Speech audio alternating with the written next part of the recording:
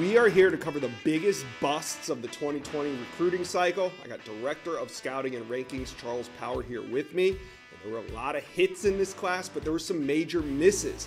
There was actually a ton of NFL draft hits in this class, which kind of makes these busts stand out a little bit more.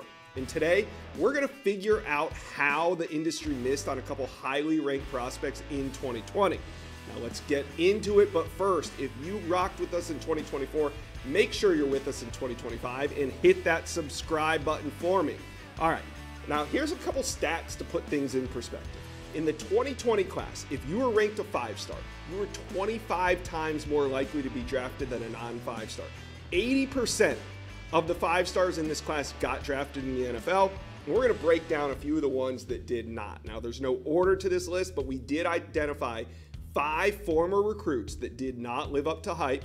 And then at the end, we're going to give you 2 players that are still playing, but on the verge of becoming bust. We got them on Bust Watch. So let's start with the first player that we want to highlight, running back Demarcus Bowman out of Powerhouse Lakeland High School. He was a monster recruit, the number 3 running back in the country in 2020, number 21 prospect overall, signed with Clemson, left the state of Florida, but a year later he transfers out of Clemson, goes to UF. They thought that they could get him in. They got a waiver so he could play right away, but he never really played at UF and is now finishing his last season at UCF. Charles Power, how do we miss on this one? Yeah, Demarcus Bowman was one of the top running backs. It was a phenomenal running back cycle in 2020. You think about the guys that came out of that cycle: Bijan Robinson, Jahmyr Gibbs. I mean, the list goes on and on. Devon Achane. So for him to not materialize is really notable. And I think, you know, thinking back on Demarcus Bowman as a prospect, he played at Lakeland High School, was very productive. He was the best player in the state championship game as a junior.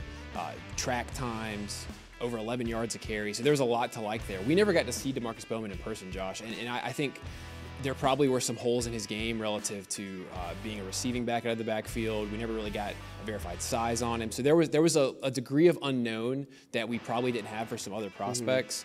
And I think playing in that great structure at Lakeland may have made him look a little better than he is. But then again, there's a lot of factors at play here with how guys, you know, like I guess the chances that they have of hitting, and there's a lot of external factors there. So yeah, and I think this is one of those scenarios. And I want to say, when we say we, in 2020, actually both Charles Power and I were at 24/7 Sports. Charles did rankings. I didn't have that much to do with it, but when Charles says we, he means we. He was working at 24/7 Sports at the time, and he was doing the rankings there.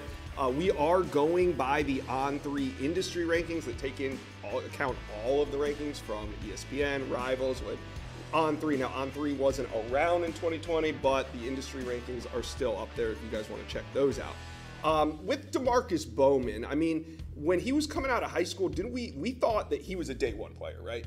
Yeah, I think the feeling was he could come into Clemson and make an impact as a freshman. Yeah. And then even when he transferred to UF, I mean, they got the waiver for him to get in and be eligible that first year because they thought he was going to make an impact, and we never really even saw that happen at Florida. And next up, we're going to talk about linebacker Justin Flo. So let's flip to the other side of the ball now. Justin Flo was in the top 10. He was number 6 overall in the 2020 class, our number 1 linebacker in America.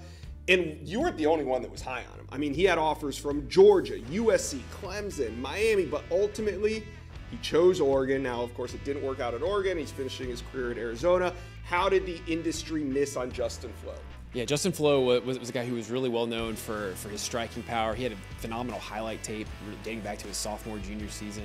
I think drew some Reuben Foster comparisons with just how he could flow downhill and blow up ball carriers in the backfield.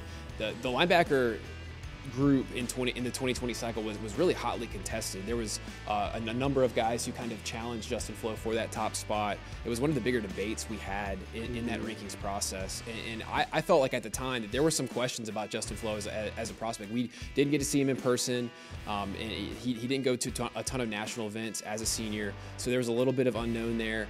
And I think when you look at how he's played at Oregon and Arizona, obviously he has his strengths as a guy who can flow downhill, really strong run defender, but he's struggled with injuries and struggled a little bit playing in space as well. So we've seen some of those questions kind of continue in his college career. Yeah, and he's finishing out his career at Arizona. Last year was a season high in tackles with 44. So, you know, he's not completely washed out. He still has another year at Arizona, but not living up to that number 6 player in the country billing coming out of high school. All right, moving down the list just a little bit. Number 18 overall in 2020 was Eli Ricks, defensive back out of California, finished his high school career at IMG Academy, and it looked like he had everything. 6'2", 190. He had speed. He was like, he could cover. Signed with LSU. Transfers to Alabama. Really, though, again, just didn't live up to the billing as the nation's number 2 ranked corner. Where did we miss on Eli Ricks? I think first off, corner is a hard position to evaluate. It's a position that provides or requires a lot of projecting. And I think with Eli Ricks, he's one that we felt good about at the time because we saw him play high-level football at Mater Dei and then later at IMG. A big press corner, a guy who's was really physical at the high school level and was a ball hawk at the high school level. So I think his junior year he had several picks, really high interception total, a lot of pick sixes. So yeah, he's one who I think when you look at him in high school, didn't really improve a ton in college. His weight, his speed are all about the same coming out of college. And he also was not really able to get a ton of starting experience in college. I think that affected where he got drafted. Now, obviously, we've seen him make a 53-man roster in the NFL, so the talent is there. But we just didn't see a ton of progression really from his junior year in high school really on through college. I think he just kind of had trouble getting his feet wet and getting on the field. And I remember at the time when he transferred from LSU to Alabama, I mean, that was early days of the transfer portal where you didn't see a lot of guys going from rival to rival. Now it's a little bit more common, but at the time it kind of looked like, oh, maybe he'll revive his career at the second stop, but that never really happened, did it? No, and Alabama has a ton of talented corners in their roster. They're going to have 2 first-round corners likely this year, so he had a lot of competition there. All right, now we're moved to wide receiver. We had Rakeem Jarrett, who signed with Maryland as our number 5, the industry's number 5 ranked wide receiver. He's number 30 overall. He's a 5-star. He had a ton of interest. He picked Maryland over Tennessee, LSU, and Bama. Now, he did go to Maryland. He went undrafted. I believe he signed with the Buccaneers, either practice squad or either way, he was an undrafted free agent in the NFL. So he didn't live up to that 5-star billing. Rakeem Jarrett was out of the DMV area. We liked him a lot in high school, but what happened? Yeah, and Rakeem Jarrett, when you think back to that signing day, he was a massive flip from LSU. Was committed to LSU in that 2020 cycle originally, and decided to stay home and play for Mike Loxley. I think with Rakeem Jarrett, he's a guy who was identified early in the process, played for a power high school, a well-known high school, had a lot of publicity, and is a guy who I think had the requisite height, weight, speed, could run really well. But there were some questions in his evaluation at the time. And he's a guy who actually slid down a little in the final rankings for us back then after we got to see him at Under Armour. I think there were some concerns about the ball skills and route running. That kind of carried over to college. We saw him play really well as a freshman, but I think the further it got along, there was obviously a need for improvement with his overall skill level. And I think that's kind of what affected him going undrafted in the NFL. All right, now, a lot of the players that we mentioned, it was their on-field or lack of on-field production that maybe made them a bust. But the next player we're going to talk about, maybe it was more off-field. We're talking about Eric Gilbert. He's the number 5 overall prospect, so 1 spot lower than Justin Flo. He was a number 1 tight end in America. Signed with LSU. Everybody was on him. He's a monster coming out of high school and really had a good freshman season at LSU. But then transferred to Georgia, never saw the field, went to Nebraska. That's where kind of things unraveled. He was arrested. I don't believe, as of the taping of this, I don't think he's on a college roster. So, Eric Gilbert, what did you see out of him coming out of high school? Yeah. Eric Gilbert was really kind of viewed as a can't-miss tight end prospect, which I think serves notice that regardless of how much we deem a prospect as can't miss, you can always miss. You can always miss. But he had everything going for him. Highly productive at the highest level in high school football in Georgia. Phenomenal senior season. a guy who we saw multiple times in person throughout that cycle, showed up in every setting. I think was a physical player as well. Yeah. Kind of had everything that you would want as a tight end prospect. He was just really skilled. So there was a ton to like there, and obviously things haven't worked out for him. Hope he gets his life together and somehow salvages things. But he was one who I think when you look back at that cycle, there were people in the college football personnel community who thought he might be the best overall prospect regardless of position in that cycle. So he was extremely highly thought of. Yeah, really good measurables and produced at the high school level. Things just kind of unraveled at the college level. You guys, let me know, who do you guys think were the biggest busts from the 2020 class? Comment section below. Let me know what you guys think. Now, we're going to give you 2 more names that we have on Bust Watch.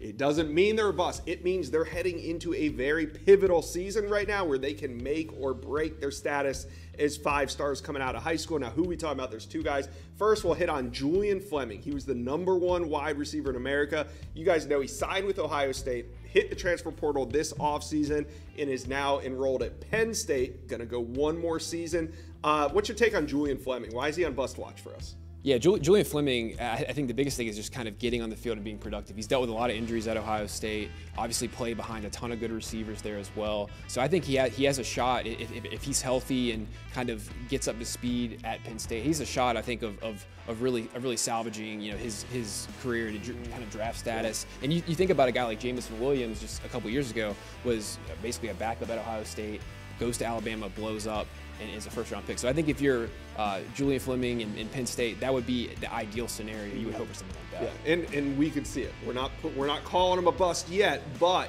if he goes out and he doesn't earn that #1 status at Penn State, doesn't get drafted, then you can go back and look at, hey, Julian Fleming was the #1 wide receiver in America.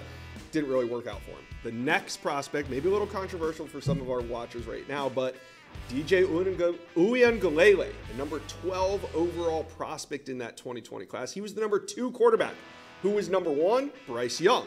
Who was #2? CJ Stroud. Now, DJU is entering his 3rd school in 5 years, while CJ Stroud and Bryce Young are both going to be entering their 2nd year of their NFL career. So, DJU transferring to Florida State.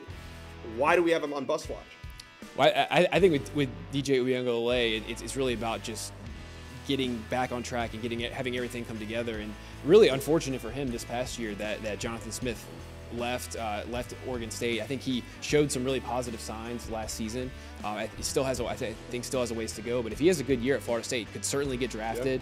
Yep. And I think there's talent to work with there. And you look at what Mike Norvell's done at quarterback, what he did with Jordan Travis. I mean, he's a really good track record at the position. So I think if you're a Florida State fan, the upside is exciting. But I think everything's going to need to come together for him to really capitalize on what was an extremely high ranking. It's a pivotal year because look, if he goes out and Florida State wins 10 to 12 games, DJU's probably getting drafted. Yeah, I think he has a good shot. Mid-draft. If they go out and he struggles in year 1 at Florida State, it's his only year at Florida State. If he gets replaced, we'll see what happens. But his 3rd team, 5 years, DJU on Bus Watch. But we're hopeful. We're hopeful for both Julian Fleming and DJU heading into the season. These aren't the only names. These are just the ones that we felt like we wanted to hit on for the 2020 cycle. You guys let me know, comment section below, who were your biggest busts in 2020. Thank you for watching this video, and if you enjoyed that, go check out the hundreds of videos that we have on this channel, and also do me a favor, hit subscribe to the On3 Recruits channel.